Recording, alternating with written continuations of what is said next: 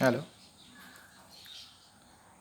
इससे पहले के वीडियो में हम लोग कंडीशनल सेंटेंस का चैप्टर पढ़ रहे थे और if clause in present tense और उससे रिलेटिव जितने भी नियम थे हम लोग पढ़ चुके थे। और पहले एक वीडियो में बता दिया था कि कंडीशनल सेंटेंस मुख्य रूप से 3 प्रकार के होते हैं: if clause in present tense, if clause in past tense और if clause in past perfect tense. तो आज दूसरा नंबर है if clause in past tense. If clause in past tense का जनरल फार्मूला लिखा हुआ है: इफ़ प्लस सिंपल पास्ट और प्लस सब्जेक्ट और प्लस वुड और प्लस वर्ब की first form.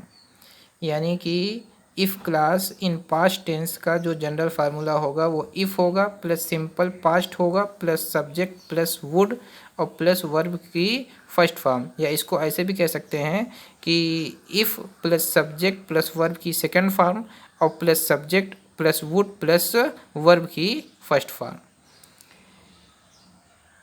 If clause in past tense को पहचानने का मतलब ये है कि if clause in past tense में इफ़ क्लास में जिस कार्य का उल्लेख हो वह नहीं हुआ होता है। यानी इफ़ वाले सेंटेंस का मतलब ये होता है कि वो कार्य वास्तव में अभी इनकम्प्लीट है, हुआ नहीं है। जैसे एग्जांपल में कह रहे हैं कि if I had money I would lend it to you.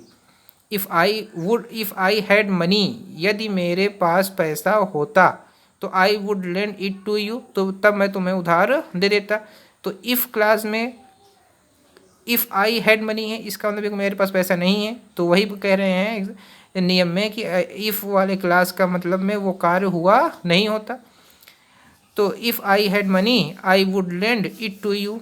अगर कन्फ्यूजन ये हो कि यहाँ पर लिखे हुए हैं सब्जेक्ट प्लस वर्ब की सेकेंड फॉर्म या सिंपल पास्ट और इफ़ आई हैड मनी दिखाई दे रहा है, तो ये हैव की सेकेंड फॉर्म हैड लगा हुआ है, इस वजह से हैड मनी है। दूसरा इनकरेक्ट सेंटेंस लिखा हुआ है, इस इनकरेक्ट को हम लोग करेक्ट करके देखते हैं, कन्फ्यूजन दूर होगा।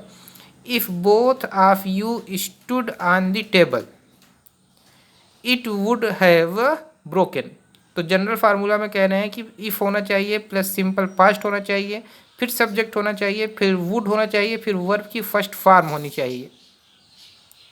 तो यहाँ पर देखिए if both of you stand की सेकंड फॉर्म स्टूड लगी हुई है, ये करेक्ट है यहाँ तक। ऑन द टेबल ये भी सही है। If both of you stood on the table यानी इफ़ क्लास सही है।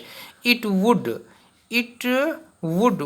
के बाद हैव नहीं होना चाहिए, तो हैव इनकरेक्ट है। और प्लस वर्ब की फर्स्ट फॉर्म होना चाहिए, नहीं जो ब्रोकन लिखा हुआ है वो ब्रेक होना चाहिए।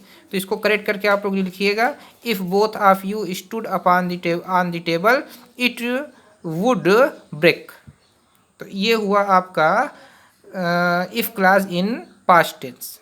इसके बाद if clause in past perfect tense तीसरा नंबर है। If clause in past perfect tense का जनरल फार्मूला होता है इफ़ प्लस पास्ट परफेक्ट, फिर subject plus would plus have और प्लस वर्ब की थर्ड फॉर्म। देखिए if clause in past tense में सब्जेक्ट प्लस वुड और प्लस वर्ब की फर्स्ट फॉर्म लगती है, जबकि इसमें सब्जेक्ट प्लस वुड हैव और प्लस वर्ब की थर्ड फॉर्म लगती है। ये दोनों क्लास का अंतर है।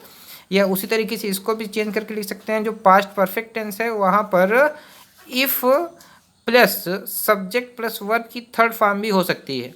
जैसे एग्जांपल में कह रहे हैं कि if I had seen you, तो if I had seen you past perfect tense का मतलब if I had seen you, तो यहाँ पर हैड सीन वर्ब की थर्ड फॉर्म लगी हुई है, यानी कि if clause past perfect tense है। और I would have stopped my car, और ये भी कंप्लीट कर रहा है, यानी subject plus would plus have और वर्ब की third form stopped my car. तो ये ट्रांसलेशन हो गया इफ़ आई हैड सीन, यदि मैंने तुमको देखा होता तो I would have stopped my car, तो मैं अपनी कार को रोक देता। और इसमें एक नोटिफिकेशन ये है, नोट करने वाली चीज़ ये है कि ऐसे वाक्य में इफ़ के स्थान पर हैड का भी प्रयोग कर सकते हैं। हैड का प्रयोग कर सकते हैं, जैसे यहाँ पे if I had seen you लिखा हुआ है, वहाँ पर हम हैड आई सीन यू भी अगर लिख देते तब भी ये सेंटेंस करेक्ट होता। यानी कि past perfect if clause in past perfect tense में इफ़ को हैड से रिप्लेस कर सकते हैं। जैसे ये इनकरेक्ट है, if he had called me up I would inform him। तो सेंटेंस को पहचानिए, if he had called me up, ही है, फिर वर्ब हैड है और फिर वर्ब की थर्ड फॉर्म है। तो वर्ब की थर्ड फॉर्म है तो यहीं से पहचान में आता है कि ये if clause in past tense का है कि if clause in past perfect tense का है। हैड के साथ वर्ब की थर्ड फॉर्म लगी हुई है, इसका मतलब कि ये if clause past perfect tense का है। तो if he had called me up यहाँ तक सही है। उसके बाद कह रहे हैं कि आई वुड इन्फॉर्म यू, तो यहीं से गलत हो रहा है। जब पहला इफ़ क्लास अगर पास्ट परफेक्ट टेंस में है तो वुड के बाद हैव लगना चाहिए था। तो आई वुड हैव और वर्ब की थर्ड फॉर्म लगनी चाहिए थी, इन्फॉर्म के बाद होना चाहिए था इन्फॉर्म्ड हिम। तो इसको करेक्ट करके आप लोग लिखिएगा if he had called me up I would have informed him, ये करेक्ट हो जाएगा। फिर इसी तरीके से एक इनकरेक्ट और है, उसको पहचान के लिखना है if you saw a tiger what will your reaction B.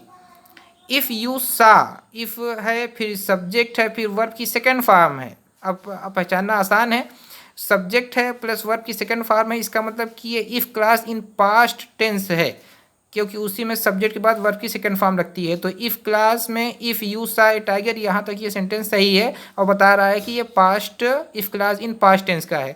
What will your reaction be, तो यहाँ से अब आप लोग समझिए कि विल के स्थान पर वहाँ पर क्या होता था, वुड होना चाहिए था। तो what would your reaction be, ये हो जाएगा आपका करेक्ट सेंटेंस। इनकरेक्ट हम लिख दिए हैं, आप लोग करेक्ट करके अपनी फेयर कॉपी में नोट करिएगा।